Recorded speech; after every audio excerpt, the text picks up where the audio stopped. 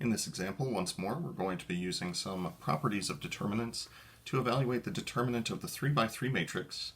First row, 10, 80, 90. Second row, negative 20, 50, 60.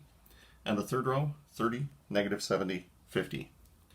So the first thing that I want to point out here is that if we were to start taking this determinant using traditional methods, we would be up into the tens of thousands really, really quickly. So the note that I'd like to make here is that A could have a 10 factored out of it.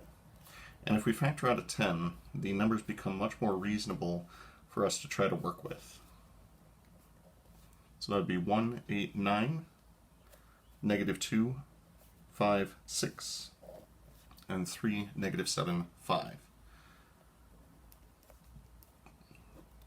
Now this also means that the determinant of A, because we can factor out that 10, would actually be 10 cubed times 189, negative 256, 3, negative 7, 5.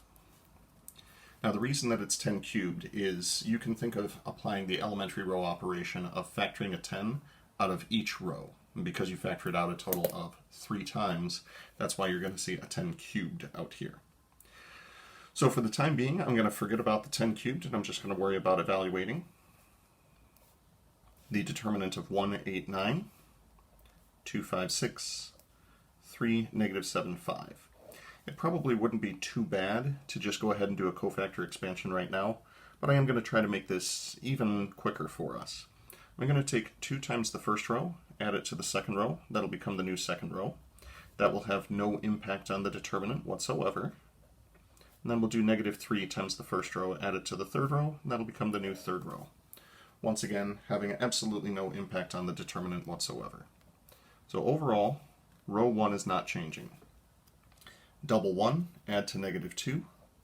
Double 8, add to 5. Double 9, add to 6. Negative 3 times 1, add to 3. Negative 3 times 8, add to negative 7.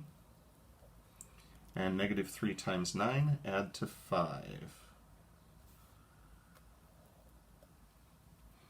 Now if we do a cofactor expansion down the first row, we can get this, or excuse me, down the first column, we can turn this into 1 times the 1, 1 cofactor. So 21, 24, negative 31, negative 22.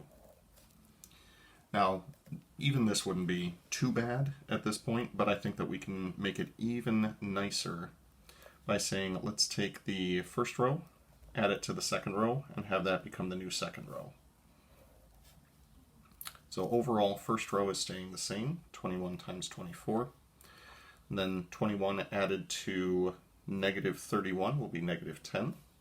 And 24 added to negative 22 will give us 2. I'm going to factor a 3 from the first row and factor a 2 from the second row.